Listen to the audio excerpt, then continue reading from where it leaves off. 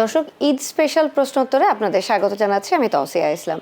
আজ আমাদের সাথে আছেন এমন একজন অতিথি যাকে বাংলাদেশ ক্রিকেটের প্রথম সুপারস্টার বলা হয়, যার বর্ণাঢ্য ক্যারিয়ারে আছে নানান উত্থান পতনের গল্প, যে গল্প আমাদের হাসায়, কাঁদায়, ভাবায়।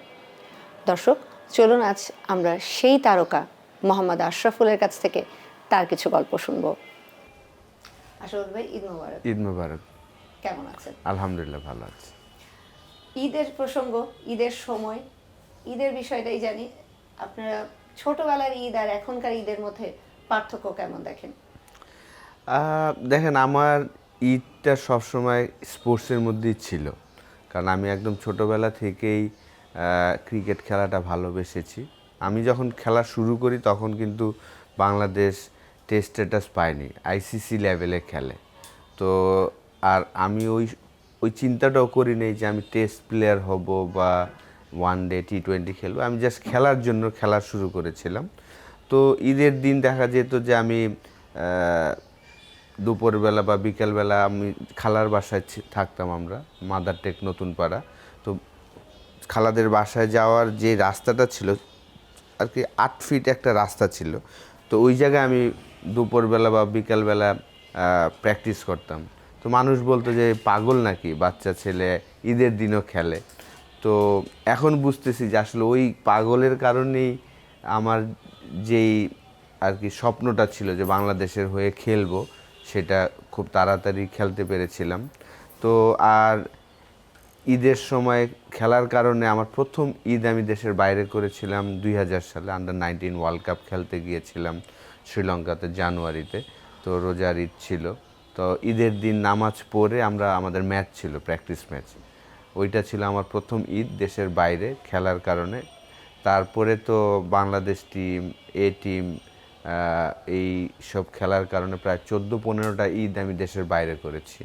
তো আমি ওই ঈদগুলো খুব এনজয় করতাম, কারণ বাসায় তো বাবা মা ভাই বোন সবাই তো, আমরা ফ্যামিলি একটা আনন্দ আছি। কিন্তু আমরা যখন একটা টিম হিসাবে দেশের বাইরে যাই, ওইটা আরেকটা টিম, ওইটা আরেকটা ফ্যামিলি। তো ওইটা আমি খুব এনজয় করতাম, এবং আমাদের পেয়ে প্রবাসী বাঙালিরা যে আনন্দটা পেত, এইটা আমার আবার খুব ভালো লাগতো যে আমাদের পেয়ে তাদের ঈদটাই ডাবল হয়ে যেত। কারণ তারা, আমি দেখেছি যে আমরা যারা দেশে থাকি, দেশের মানুষের অত দেশের প্রতি ফিলিংস নেই, কিন্তু দেশের বাইরে যারা থাকে তারা কিন্তু মারাত্মক বাংলাদেশের প্রতি আর কি ফিলিংস, যে প্রত্যেকটা নিউজ তারা খবর নিচ্ছে। আমরা যেমন আমাদের কাছে নর্মাল লাগে জিনিসগুলো, ট্রাফিক জিনিসটা নর্মাল লাগে, সব কিছুই নর্মাল, কিন্তু তাদের কাছে প্রত্যেকটা জিনিস খুব ফিল করে। তো ওই জিনিসগুলো আসলে আমি মিস করি। তখন তাদের সাথে ঈদগুলো আমার খুব ভালো লাগতো। খুব বদনাম একটা আছে, ঢাকায় যারা আমরা বড় হয়েছি, ঢাকায় যারা আমরা থাকি, ঢাকায় ঈদ করি, তাদেরকে আমরা কমনভাবে শুনি ঢাকায় তো ঈদ হয় না, ঈদ তো হয় গ্রামের বাড়িতে। তো আপনি যেহেতু সবসময় ঢাকায় বড় হয়েছেন, ঢাকায় থেকেছেন, আপনি এই বদনামটা কতটা নেবেন, কতটা খণ্ডাবেন? না, যেহেতু আমার গ্রামের বাড়ি বাঞ্ছারামপুর, মানিকপুর আমার গ্রামের বাড়ি। আমার বাবা 2বারের ইউনিয়ন পরিষদের চেয়ারম্যান ছিল। তো ছোটোবেলায় আমি 6 মাস বয়সে আসলে ঢাকায় চলে এসেছি। কিন্তু আমার কয়েকটা ঈদ আমি দেশের বাড়িতে করেছিলাম, যেহেতু আব্বা ইউনিয়ন পরিষদের চেয়ারম্যান ছিল 2বারের। তখন আমি কয়েকটা ঈদ, ওই ঈদগুলো আসলে আনন্দের, গ্রামের ঈদগুলো কিন্তু আসলে আনন্দের। আর ঢাকাতে এখন যেহেতু আমার মনে হয় যে প্রায় 75-80% মানুষ কিন্তু চলে যায় ঢাকার বাইরে ঈদের সময়, ওই সময়টা কিন্তু আলাদা একটা আনন্দ। আর যেহেতু আমি খেলার, আমাদের ঈদটা যারা অঙ্কুর ক্রিকেটার্স আমরা যারা আছি, ওয়াইস স্যারের স্টুডেন্ট যারা আছি, আমাদের ঈদটা হলো ঈদের পরের দিন। 97 থেকে শুরু করে এখন 2026 চলছে, এই 29 বছর আমরা স্যারের বাসায় ঈদের পরের দিন সবাই গেট টুগেদার হই। যদি সেটা আমি দেশের বাইরেও থাকি, চেষ্টা করি যেন ঈদের দিন আসি, আইসা ঈদের পরের দিন যেন স্যারের বাসায় আমরা যেতে পারি। সবাই আমরা একসাথে গেট টুগেদার হই, লাঞ্চ করি স্যারের বাসায়। ঈদটা হলো ঈদের পরের দিন, আমার জন্য ঈদের পরের দিন। আর যেহেতু আসলে 2015 ডিসেম্বর আমি বিয়ে করেছি, 2016-তে আমার প্রথম মেয়ে কন্যা সন্তান হয়েছে, এখন আমার আরেকটা ছেলে আছে। আর আমরা জয়েন্ট ফ্যামিলিতে থাকি, আমার ভাইয়ের 2 মেয়ে 1 ছেলে, আমার বোনের একটা ছেলে। তো ঈদটা আসলে যখন খেলা না থাকে, ফ্যামিলির সাথেই, বাচ্চাদের সাথেই সময় কাটানোর চেষ্টা করি। কিন্তু ঢাকার ঈদটা আমার মজা লাগে, যখন সবাই চলে যায় এইটা আলাদা একটা মজা। ঢাকার যে কোনো জায়গায় আপনি 20 মিনিটে যেতে পারবেন, কমিটমেন্ট যেটা বলবেন ওইটাই হয়। কিন্তু অন্য সময় দেখা যায় যে ওই 20 মিনিটের জায়গায় প্রায় 2-2.5 ঘন্টা লেগে যায়। সেটা তো একটা ব্যাপার। আর ঈদের সময় যেটা বলা হয় যে ঢাকায় কেউ ঈদ করে না, সবাই শুধু রেস্ট করে, ঢাকায় যদি আপনার আত্মীয় স্বজন থাকে আপনি ঢাকায় সেই ঈদটা সেলিব্রেট করতে পারছেন না? হ্যাঁ, না আমার তো সব রিলেটিভ আছে, আমি আমার বোনের বাসায় যাই, আমার খালাদের বাসায় যাই, তো আমিও ফ্রেন্ড আছে, ফ্রেন্ডদের সাথে এনজয় করি। এটা আসলে যার যার ব্যক্তিগতভাবে আর কি নিতে পারে যে আপনি কতটা এনজয় করতে চান। তা আমি এনজয় করি আলহামদুলিল্লাহ। এখনো ছোটবেলার মতো? এখনো এখনো এখনো আগে তো আসলে একা ছিলাম, খেলা নিয়ে ব্যস্ত থাকতাম। এখন কোচিং লাইনে এসেছি, ফ্যামিলি আছে, তো তাদের নিয়ে সময় কাটানোর চেষ্টা করি। ঈদে একটা হ্যাঁ রেস্ট পাওয়া যায়, তারপর যে কোনো জায়গায় ঘুরতে যাওয়া যায় খুব ইজিলি, এটা ভালো লাগে। যে কলিগরা মানে সতীর্থরা যারা ঢাকায় থাকেন বা ঢাকায় ঈদ করেন, ঈদে তাদের সাথে আলাদা করে মিট করা হয় না অঙ্কুর একাডেমি বাদ দিয়ে? কথা হয়, এমনি ফোনে কথা হয়, কিন্তু আসলে ওইভাবে দেখা হয় না। আমার ফ্রেন্ড সার্কেল যারা আছে এলাকার, তাদের সাথে আমি বেশি সময় কাটানোর চেষ্টা করি। ঈদে শপিং করেন না? না, আমার বাসার সব শপিং আমার বড় ভাইয়া করে আর কি। আমি এই কারণে এখনও আমি ক্রিকেটটা নিয়ে এনজয় করতে পারতেছি। আমি 6 মাস আগেও ইংল্যান্ডে প্রায় 5 মাস খেলে এসেছি, যেহেতু আমি জয়েন্ট ফ্যামিলিতে থাকি। তো আমি খেলা ছাড়া আর কোনো কিছুই আমার করতে হয় না। আমি যখন বাসায় থাকি মনে হয় যে আমি একজন গেস্ট হিসাবে থাকি আর কি। মানে আপনি এখনো বাসার ছোট ছেলে? ছোট ছেলে আর কি। ছোট ছেলেরা খুব মজা থাকে না বাসায়? আলহামদুলিল্লাহ, খুবই খুবই মজায় আছে। আর আপনার বাচ্চারা কি করে ঈদের দিন? ওই তো সকালে তো ঘুম থেকে উঠে আমরা একসাথে নামাজ পড়তে যাই। তানজিল ভাইয়ার ছেলে, আমার ছেলে আদবি, ভাইয়া, আমরা 4 জন মিলে মসজিদে যেয়ে নামাজ পড়ে আসি। আসার পরে আমরা সবাই আমার আপার বাসায় যাই। আপার বাসায় যেয়ে আমরা লাঞ্চ করার চেষ্টা করি বা সকালের নাস্তা করার চেষ্টা করি। তো এইভাবেই আসলে দিনটা কাটাই। আপনাকে বাংলাদেশ ক্রিকেটের প্রথম সুপারস্টার বলা হয় একদম প্রথম থেকে, যেহেতু আপনি প্রথমেই হচ্ছে অভিষেক টেস্টে সেঞ্চুরি করার পরেই মোটামুটি লাইমলাইট অনেকটাই আপনার উপরে চলে আসে। এরপর থেকে আপনি থ্রু আউট ক্যারিয়ার খুব তারকা খ্যাতি পেয়েছেন। তারকা খ্যাতি মানে আপনাকে ঘিরে অনেক কিছু, বাংলাদেশ ক্রিকেটের অনেক রকমের বিজ্ঞাপনও বলা হতো একটা সময়। মাঝখানে যখন একটা খারাপ সময় আসলো, হঠাৎ করে আপনি ক্রিকেটের সাথে নাই, ওই সময়টা আসলে কেমন ছিল? এই ঈদগুলোতে আসলে কেমন লাগতো? না হ্যাঁ, শুরুটা তো আর স্বপ্নের মতন ছিল, কারণ আমরা যখন টেস্ট স্ট্যাটাস পেয়েছি তখন আসলে আমাদের দর্শকদের কারণে আমি মনে করি যে আমরা টেস্ট স্ট্যাটাসটা পেয়েছিলাম।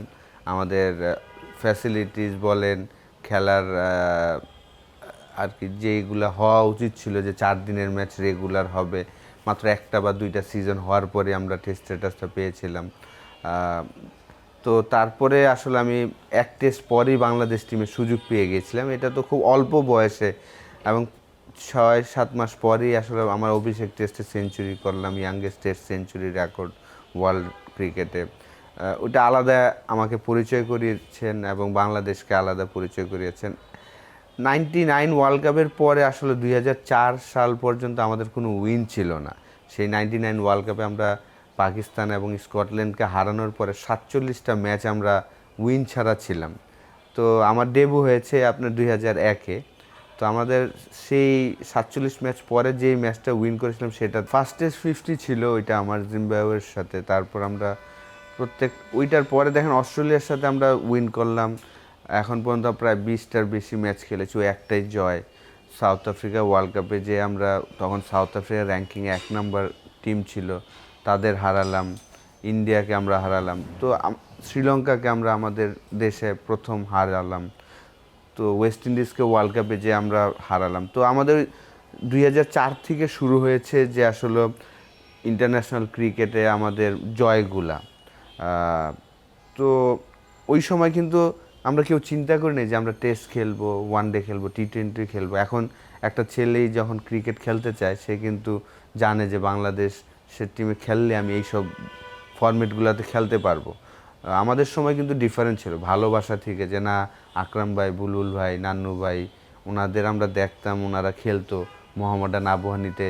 তো ওই সব দেখেই কিন্তু আমরা বড় হয়েছি। এখন কিন্তু একটা ছেলে আর কি আমাদের easily role model Shakib, Tamim, Mushfiq, Mahmudullah, ওদের বানাইতে পারে মুস্তাফিজ, তাসকিন বলেন, লিটন বলেন, এরকম।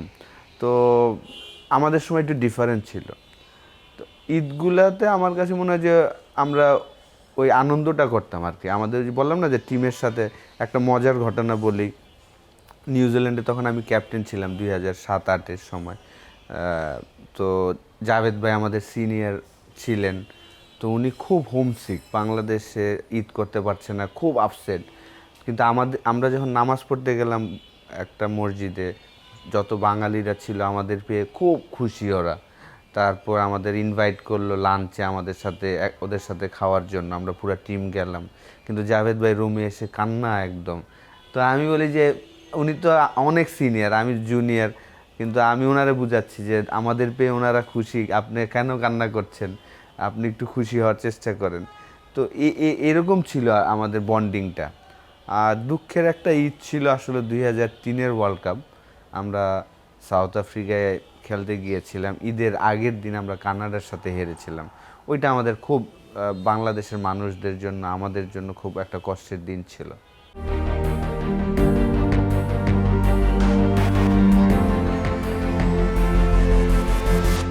2003 বিশ্বকাপের প্রসঙ্গ যখন আসলো তখন ওইটাই জিজ্ঞেস করি আগে যে 2003 বিশ্বকাপটা নিয়ে কোনো ওই স্কোয়াডের প্রায় কেউই খুব একটা কথা বলতে চান না। মানে ওই স্মৃতিটা কি আপনারা ভুলে যেতে চান সেজন্য, নাকি ওখানে এমন কিছু দুঃসহ স্মৃতি ছিল যেটা আপনারা মানে সামনে আনতে চান না? সেই কানাডা থেকে কেনিয়া প্রথম ম্যাচ থেকে শেষ ম্যাচ, আর টু বি অনেস্ট ঈদের আগের দিন আমাদের জন্য একটা বড় ঈদ হওয়ার কথা ছিল, সেই ঈদটা খুবই স্যাড ঈদ হলো। 2003 বিশ্বকাপটা আসলে পুরো দলের মধ্যে কি ছিল, কেন ছিল? আর রেজাল্ট ভালো হয়নি, আমাদের টিমটা ভালো করতে পারেনি। আমরা আসলে ওয়ার্ল্ড কাপে যাওয়ার আগে নামিবিয়াতে প্রায় 2 সপ্তাহের মতন ছিলাম, 5টা প্র্যাকটিস ম্যাচ খেলেছিলাম নামিবিয়ার সাথে। ভালো হয়েছিল, রোকন ভাই একটা ম্যাচে 177 করেছিল একটা ম্যাচে, আমার মনে আছে। কিন্তু আসলে আমাদের যে ওই সময়টা আমাদের বন্ডিংটা অতটা ভালো ছিল না।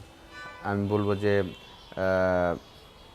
জাভেদ ভাই হয়তো অলমোস্ট সিলেকশন হওয়ার কথা ছিল ওয়ার্ল্ড কাপে, কিন্তু পরে হয়নি। তো ওভারঅল আমাদের যে বন্ডিংটা দরকার ছিল একটা ওয়ার্ল্ড কাপে, আমি বলবো যে আমাদের কোচিং স্টাফটা অতটা ভালো ছিল না আর কি। মহসিন কামাল ওনারা যে ছিলেন, কারণ দুই কোচ একসাথে করে, আলিজিয়া এবং মহসিন কামাল, আমাদের টেস্ট স্ট্যাটাস পাওয়ার পরে আমরা দুর্ভাগ্য যে আমাদের এডি বার্লো প্যারালাইসিস হয়ে গিয়েছিল। আদারওয়াইজ উনি যদি থাকতেন তাহলে আমাদের হয়তোবা ক্রিকেটটা অনেক আগেই একটা ভালো পর্যায়ে চলে যেত। তো উনি অসুস্থ হওয়ার পরে আমাদের ট্রেভার চেপল এসেছিলেন, 9 মাস ছিলেন। তারপরে আলিজিয়া এবং মহসিন কামাল আসলেন। ওই জায়গাটাতে আসলে আমাদের ভালো দিক নির্দেশনা দিতে পারেনি আমার কাছে মনে হয়েছে। কারণ আপনার ওই সময় ওনার কাছে মনে হয়েছে যে আমরা অপোনেন্টকে 250 রানের আটকাবো এবং 250 রান আমরা করব, কিন্তু ওই আমলে 250 রান মানে তো আর কি অলমোস্ট 400 রানের মতন আমাদের জন্য। তো ওনার চিন্তা ভাবনাটা একটু ডিফারেন্ট ছিল আমার কাছে মনে হয়েছে।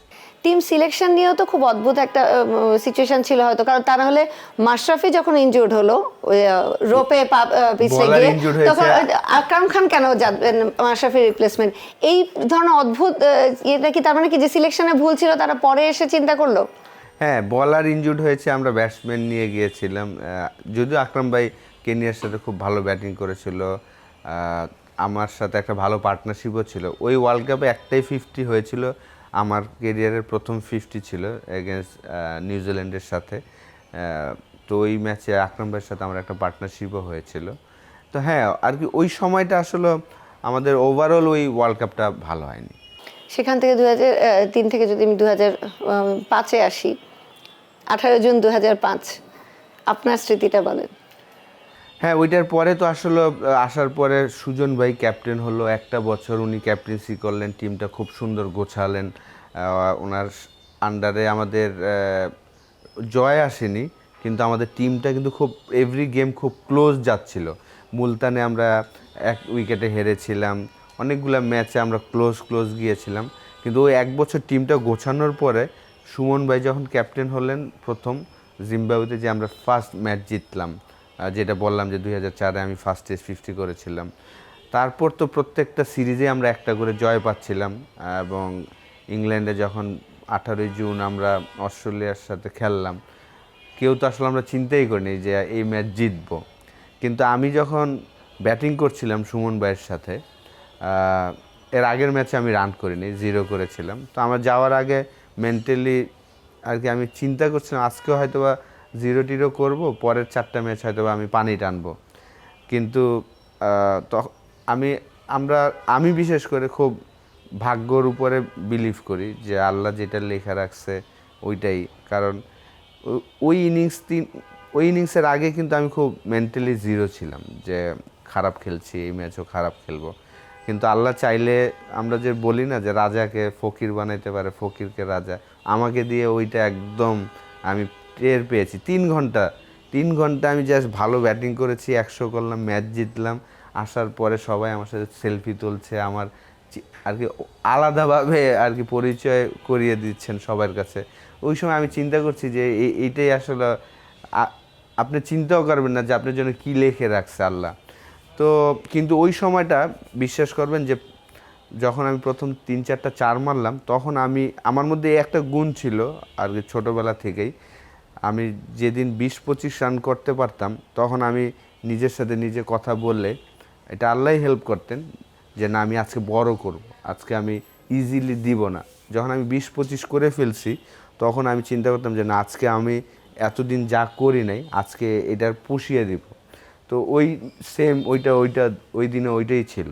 সুমন ভাই যখন ব্যাটিংয়ে আমার সাথে করছে, আমি বারবার প্রত্যেক ওভারে ওনাকে বলছিলাম সুমন ভাই এই ম্যাচ জেতা সম্ভব। কারণ ডোমেস্টিকে আমি এই অনেক ম্যাচ উইন করিয়েছি এরকম 250 রান চেস করে। তো যদিও ওই সময় 250 মানে এখনকার খেলা 350-400-র মতন, তো এবং মাইটি অস্ট্রেলিয়া টিম। তো সুমন ভাই বারবার আমাকে বলছে যে তুই তোর ব্যাটিং কর, তুই এত চিন্তা করিস না, তুই। আমি আচ্ছা ঠিক আছে। তো আমি এভরি ওভারে একটা করে ক্যালকুলেটিভ শট মারার চেষ্টা করছিলাম। ক্লার্ক আসছে, আমি এক্সট্রা কাভারের উপর দিয়ে 4 মারছি। হাসি আসছে থার্ড ম্যান উপরে, ফাইন লেগ উপরে আস্তে করে স্কুপ মারছি। তো এভরি ওভারে আমি একটা করে বাউন্ডারি টার্গেট করছিলাম এবং আল্লাহর মধ্যে হচ্ছিল। তো 50 করলাম, 50-র পরে ভাগ্যটাও সহায় হয়েছে যে একটা পুল করেছিলাম, সূর্যের জন্য গিলেস্পি দেখতে পারেনি, 4 হয়ে গেছে। পরে তো ওইটা কন্টিনিউ করলাম, 100 হলো। আফতাব এবং রফিক ভাই ফিনিশ করলো, ব্রিলিয়ান্ট ফিনিশ। কারণ ওই সময় অস্ট্রেলিয়া ওই 6 বলে 7 রান প্রয়োজন, ওই সব ম্যাচেও তারা 99% ম্যাচ জিতত, তারা এমন একটা টিম ছিল। কিন্তু আফতাব যে ব্রিলিয়ান্ট একটা 6 মারলো গিলেস্পিকে মিড উইকেট দিয়ে, এবং রফিক ভাই নেমে যে 2টা 4 মারলো, ওই 2টা 4 খুব ইম্পর্টেন্ট ছিল আমাদের জন্য। তো আলহামদুলিল্লাহ ম্যাচ জিতলাম। আমাদের একটা জিনিস ছিল, আমি আর কি আমার কেরিয়ারটাতে একটা ইনিংস আমাদের দেশের জন্য আর কি ওই সময় একটা স্টেটমেন্ট ছিল। যখন আমি ইয়াংগেস্ট টেস্ট সেঞ্চুরি করেছি, তখন একটা আওয়াজ হলো যে না, এই বাংলাদেশের ট্যালেন্টেড ক্রিকেটার আছে। তারপর যখন আমরা অস্ট্রেলিয়াকে হারালাম, এর আগে টেস্ট সিরিজটা খুব ভালো হয়নি, খারাপ হচ্ছিল। তো প্রশ্ন উঠছিল যে এই টিম বেশি আর্লি দিয়ে দিল কিনা টেস্ট স্ট্যাটাসটা। যখন আমরা অস্ট্রেলিয়াকে হারালাম, 100 করলাম, তখন সবাই বলা শুরু করলো যে না, বাংলাদেশকে সময় দিতে হবে, তাদের ট্যালেন্টেড ক্রিকেটার আছে। তারপরে আবার আমরা যখন 2007 ওয়ার্ল্ড কাপে ইন্ডিয়াকে হারিয়ে সুপার 8-এ গেলাম, তখন আবার সবাই বলছে বাংলাদেশ খামাখা আসলো। এক ম্যাচ পরই আমরা আবার সাউথ আফ্রিকাকে যখন হারালাম, তারা 1 নম্বর র্যাঙ্কিংয়ে ছিল, তখন আবার বলছে না, বাংলাদেশ ডিজার্ভ করে সুপার 8-এ খেলাটা। তো ওই সময়টা একটা জয়, একটা ইনিংস আমার কাছে মনে হয় যে একটা স্টেটমেন্ট ছিল বাংলাদেশ ক্রিকেটের জন্য। এই 18 জুন 2005 যে অস্ট্রেলিয়ার সাথে ইনিংস, তার ঠিক পরের ম্যাচটার কথা বলি। 51 বলে 94 হলো, 52 নম্বর বলটাতে আউট হতে হবে কেন? ওইটা তো সেঞ্চুরি হতে পারতো, ব্যাক টু ব্যাক সেঞ্চুরি কারো ছিল না তখন। আসলে আমি কখনোই ওইভাবে চিন্তা করি নাই ওই সময়টা যে আমাকে ব্যাক টু ব্যাক সেঞ্চুরি করতে হবে। ওই সময়টা আমি জাস্ট এনজয় করছিলাম। 391 না 93 করেছে, ওই রান তাড়া করার জন্য যেভাবে খেলতে হয়, 8 করে রান করতে হবে। আমি নামার পরে ওই জিনিসটাই করার চেষ্টা করছিলাম, যে আমি আমার 100-এর চিন্তা করছিলাম না, আমি চিন্তা করছিলাম যে কিভাবে ম্যাচ জিতা যায়। এই একটা জিনিস আমার কেরিয়ারে আমার কাছে মনে হয় যে আমার যে অ্যাভারেজগুলো আপনি দেখেন যে 22-24, এইটা একটা বড় কারণ যে আমি কখনোই সিচুয়েশন কি ডিমান্ড করছে যে এইটা হবে অসম্ভবকে আমি সম্ভব করার চেষ্টা করতাম যে না, এটা চিন্তাই করতাম না যে 393 রান চেজ হবে না। আমি জাস্ট ওইভাবে ওই ফ্লোতেই ব্যাটিং করছিলাম। তো কিন্তু আলহামদুলিল্লাহ ওইটাও দেখেন ভাগ্য ভালো যে আমি প্রথম বলেই হ্যাট্রিক হতে পারতাম, কিন্তু আল্লাহর রহমতে বেলস পড়েনি। তারপরে চিন্তা করলাম যে না, দেখবো আর মারবো। তো যখন আমি আউট হয়ে ড্রেসিং রুমে আসলাম, নাজমুল, তাপস ভাই, মাশরাফি, তারা 3 পেস বোলার আমাকে এসে জড়িয়ে ধরে বলে যে, কারণ ওরা ওদিন অনেক প্রচুর মার খেয়েছিল, তো তখন তারা আমাকে জড়িয়ে ধরে বলে যে এত মজা লাগছে যে তুই ওদের মারছস আর কি। ওরা তো সবগুলো 6 ফিট 4 ইঞ্চি লম্বা লম্বা, বল করে 90+ মাইলে। তো ওদের কোনো বাংলাদেশি ক্রিকেটার এইভাবে ডোমিনেট করবে, এটা ওই মাঠের মানুষ যারা ছিলেন, যেমন আমি আসার পরে আকরাম ভাই আমাকে বলছিল যে ওদিন ফুটবল একটা ম্যাচ ছিল টিভিতে, আমি ওই ফুটবল খেলা দেখি নাই তোমার এই ইনিংসটার জন্য, যে এভরি বলে তুমি এক্সাইটিং শট খেলতেছো। তো আসার পরে আকরাম ভাই আমাকে এই কথাটা বলছিল, আমার মজাই লাগছে। ছোটোবেলা থেকে একটা জিনিস, এটা ক্রেডিট দিতে হবে আমার কোচকে, আমার স্যার ওয়াহিদুল গনি স্যারকে। উনি আমাকে সবসময়, আমার বয়স ছিল 12, আমাকে উনি 14-15 ছেলেদের সাথে খেলাতেন। এই জিনিসটা আমাকে হেল্প করেছে যে যত জোরে বলই হোক আমি ভয় পাবো না। কারণ ক্রিকেটের সবচেয়ে বড় যে মেসেজ আমার কাছে মনে হয়, সাহস যদি আপনি থাকে তাহলে আপনি সারভাইভ করতে পারবেন। তো আমি চেষ্টা করেছি যে আমি ভয় পাবো না, ওরা যত জোরে বলই করুক, আমি বলের উপরে যেয়ে খেলবো, আমি ডোমিনেট করার চেষ্টা করব। ওই জিনিসগুলো আল্লাহর রহমতে হেল্প করেছে। ওই তো আমরা ধানমন্ডির মাঠে আপনি যখন ছোটবেলায় খেলতেন, এখনো ওই বাড়িটা মাঝে মধ্যে উপাস দিয়ে যাওয়া আসার সময় যে অন্যরা বলে এই বাড়ির সবচেয়ে বেশি গ্লাস আশরাফুল ভেঙেছে, এখনো ওই আমাদের ওই প্র্যাকটিসটা আসলে ধানমন্ডি আবহানী মাঠটা আসলে স্মরণীয় থাকবে। এখন তো আসলে ওই জায়গায় ঢুকাই যায় না, কিন্তু আমরা যখন শুরু করেছিলাম এই স্মৃতিগুলো আসলে সবসময় থাকবে। বাংলাদেশ মানে বিশ্বের সর্বকনিষ্ঠ টেস্ট সেঞ্চুরিয়ান হতে পারতেন, বাংলাদেশের প্রথম ডাবল সেঞ্চুরিয়ান, 10 রানের আক্ষেপ। এই আক্ষেপটা আসলে মানে হয়তো এরপরে আরও, আমি মানে আমার ব্যক্তিগত ইয়ে ছিল যে এরপরে হয়তো আরও 4টা ডাবল সেঞ্চুরি আপনার ক্যারিয়ারে আসবে, কিন্তু বাংলাদেশের প্রথম ডাবল সেঞ্চুরিয়ান আপনি হতে পারতেন। ওই 10 রানটা আসলে কি বুঝে ওই শট খেলা, আর কেন ওই আফসোসটা কতটা পড়ায় এখনো? কিন্তু দেখেন ওই সিরিজে কিন্তু আমি ফার্স্টে ছিলাম না আর কি, শাহরিয়ার নাফিস ছিল। পরে শাহরিয়ার নাফিস ব্যাট ঠিক করতে গিয়ে হাত কেটে যাওয়ার পরে আমাকে ইনক্লুড করানো হয়েছে। যখন আমি যাব তখন আমার ইন্টারভিউ নেওয়া হয়েছিল যে যাচ্ছেন। আমি এতটাই কনফিডেন্ট ছিলাম যে আমি বলেছিলাম যে আমি এইবার 100 করলে প্রথম বাংলাদেশি হিসাবে ডাবল সেঞ্চুরি করতে চাই, করব, এরকম একটা আমার আত্মবিশ্বাস ছিল। কারণ যখনই আমি শ্রীলঙ্কার সাথে খেলি আমার কনফিডেন্স লেভেলটাই হাই থাকে। আমি যত অফ ফর্মই থাকি আমার বিশ্বাস থাকে যে না, আমি ওদের এগেনস্টে খেললে অটোমেটিক আমার বডি পারমিট করে যে না, আমি রিঅ্যাক্ট করে যে আমি রান করবই। তো প্র্যাকটিস ম্যাচে 100 করলাম, তারপরে টেস্টে তো তারা প্রায় 550-600 রানের মতন করেছিল। পরে তো ডে 2তে লাস্ট সেশনে আমি ব্যাটিংয়ে নামলাম। ওইটা আমার ফার্স্ট মনে হয়, আমি নাম্বার 3তে ব্যাটিং করেছিলাম, যেহেতু মমিনুলের ডেবু হয়েছিল। মমিনুল 4-এ খেলবে, আমি 3-এ খেলেছিলাম, আমি যেহেতু এক্সপিরিয়েন্স প্লেয়ার ছিলাম। তো ওদিন 64 নট আউট ছিলাম। পরের দিন এসে 189। ওই দিনটাতেই আমার 200 করার অপরচুনিটি ছিল, কিন্তু আমি চিন্তা করেছি না, আমি সারা দিন ব্যাটিং করে, কারণ বাংলাদেশি ব্যাটসম্যান আপনি যদি দেখেন টায়ার্ড হয়ে যায়। তো আমি ওই জিনিসটা চিন্তা করছি না, আমি সারা দিন 90 ওভার ব্যাটিং করবো, আমার কোনো টায়ার্ডনেসই হয়নি। আমার একটা আল্লাহর রহমতে গুণ ছিল যে আমি বড় ইনিংস যখন খেলতাম আমার বডি আমাকে পারমিট করতো এবং আমার ব্রেন খুব ভালো কাজ করতো ওই সময়টা। যেমন ডে 4-এ আর কি আমার 200 করার জন্য আর 11 রান প্রয়োজন। তো ওদিন রাতে আসলে আমি একদম ঘুমাতে পারিনি। আমার এই একটা কেরিয়ারে একটা বড় সমস্যা ছিল, যেদিন আমি ভালো করতাম ওই রাতে আমার ঘুম হইতো না আর কি, খুশিতে যে আমি সারাক্ষণ ভিজুয়ালাইজ করতে থাকতাম আমি এই কাভার শট মারছি, পুল মারছি। আমি জানি না এইটার জন্য হয়তো আমার অনেক গ্যাপ করে হয়তো ভালো ইনিংসগুলো হয়েছে, কিন্তু আমি খুশিতে নর্মাল থাকতে পারতাম না। সাকিব যেমন ভালো করলেও নর্মাল, খারাপ করলেও নর্মাল, কোনো একদম ইমোশনটা যদি নর্মাল থাকে না তাহলে আসলে ভালো করা যায় সব সময়। তো আমার ইমোশনটা খুব উপরে নিচে করতো, খারাপ করলে ডাউন, ভালো করলে খুব খুশি। তো 189 করলাম, বাংলাদেশে ফোন দিছি, সবাই খুব খুশি, এক্সাইটেড, প্রথম বাংলাদেশি হিসাবে 200 করবো এই সেই। তো আসলে আমার ডে 4-এ আমার মনে হয়েছিল যে ফিল্ড সেট আপটা ছিল, অফ স্পিনার বলার রাউন্ড উইকেট বল করছেন দিলশান, স্লিপ নাই, 3টা অফ সাইডে। তো আপনার যখন রাউন্ড উইকেট বল করবেন তো আমার ব্রেনে আসছে যে এটা আমি আস্তে করে প্যাডেল সুইপ করব, আস্তে করে 4 হয়ে যাবে। এই ওভারে, এক ওভারের মধ্যে আমি করতে চেয়েছিলাম, পরে তো আর হয়নি। মুশফিক করলেন প্রথম বাংলাদেশি হিসাবে। তো কিন্তু ওই ম্যাচটা আমরা প্রথম শ্রীলঙ্কার মাঠে যেয়ে ড্র করেছিলাম, ডোমিনেট করে ড্র করেছিলাম। মুশফিক ডাবল সেঞ্চুরি, আমি 190, নাসির 112, মমিনুল 50 করেছে। তো খুব চমৎকার একটা টেস্ট ম্যাচ আমরা ড্র করেছিলাম। সবসময় শ্রীলঙ্কা আমাদের সাথে ডোমিনেট করতো, তো আমরা প্রথমবার যে তাদের মাঠে যে একদম ডোমিনেট করে ম্যাচ ড্র করেছিলাম। আপনি খেলোয়াড় ছিলেন দীর্ঘদিন, আপনি এখনও দলের সাথে আছেন কোচিং স্টাফের পার্ট হিসেবে। আপনি যখন খেলোয়াড় ছিলেন তখনকার যে টিম বন্ডিংটা ছিল, তখনকার যে ড্রেসিং রুম এনভায়রনমেন্ট ছিল, এখনকার টিম বন্ডিংটা তুলনা করলে কেমন মনে হয়? সেমই হওয়া উচিত, ঠিক না? কালচার তো আমাদের আগে যা ছিল এখনও তাই।